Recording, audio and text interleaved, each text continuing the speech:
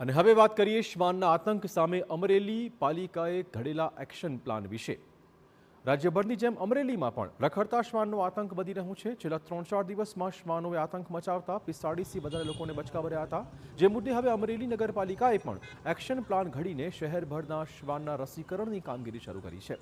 આ કામગીરી પહેલા પાલિકાએ કરેલા સર્વે પ્રમાણે શહેરના અલગ અલગ વિસ્તારમાં 100 જેટલા શ્વાન છે। આ તમામ શ્વાનનું રસીકરણ કરવામાં આવી રહ્યું છે।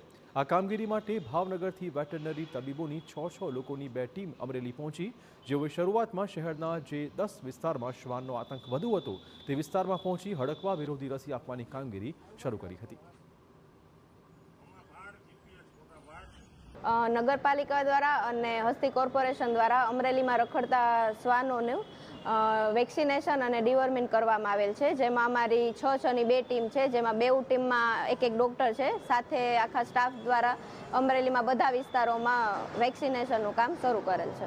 વેક્સિનેશનની કામગીરી કરવામાં આવશે અને ડિવર્મિંગની કામગીરી કરવામાં આવશે, જેથી કરીને શ્વાનના જે સ્કિનના ડિસીઝ છે ઓછા થાય અને થોડો એમની આક્રમકતા અને આતંક છે ઓછો થઈ શકે।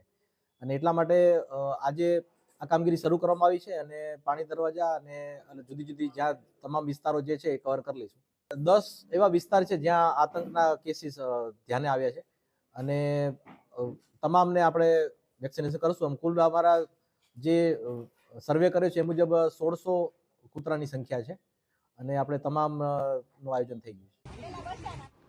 તો વેટરનરી તબીબોના મતે રખડતા શ્વાનના રસીકરણથી તેમની આક્રમકતા ઘટવાથી શ્વાન કરડવાના બનાવો ઓછા બનવાના છે।